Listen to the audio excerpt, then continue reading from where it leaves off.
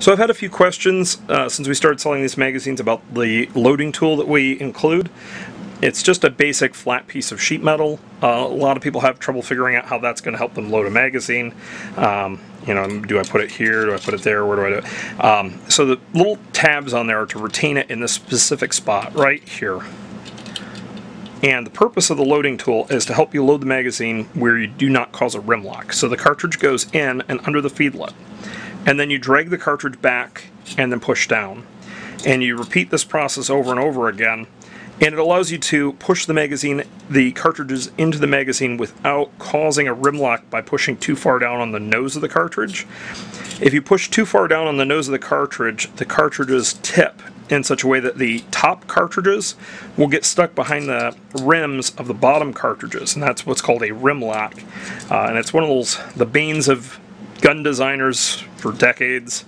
And it's really the reason why you don't see new cartridges coming out with rims. Almost everything is rimless, like 308s, 223s, is so they don't have to battle this little feature. They can just make a magazine that's straight on the inside. So go ahead and keep loading them in. And I'm glancing at the holes in the bottom of the magazine, and we can see we're not quite to 15 yet. Sometimes the mag will get a little sticky, a little stiff, and then it will free back up. And what that probably is a slight rim lock is occurring, and then it's straightening itself back out as we load. So I know I can load at least 5 before I check again. Okay, so I'm past 15 but not to 20 yet.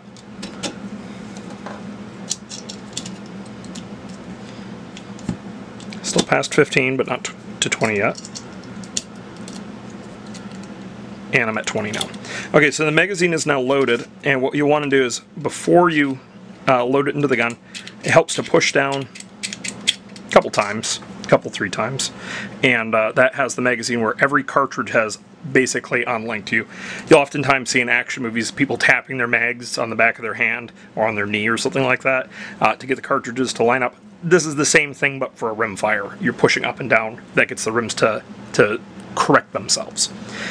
So now that has been done, we can go ahead and shoot that, or if we're deciding we don't want to shoot this and we want to practice reloading a few more times, you can take the loading tool, hook it under the feedlets, and then go behind the cartridge and rock forward, and we'll kick the cartridge out.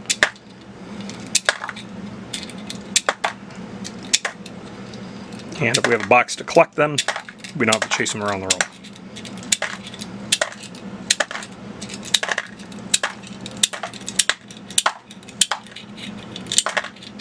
And just like that, the magazine is empty again.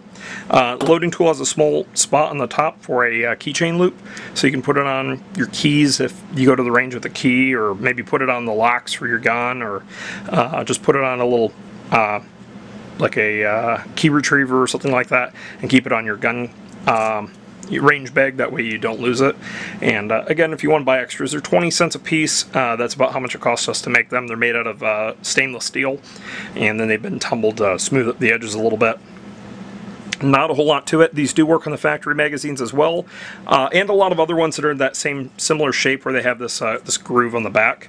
If they have a groove like that on the back and the loading tool will fit, they'll probably work just fine. Anyway, thanks for watching.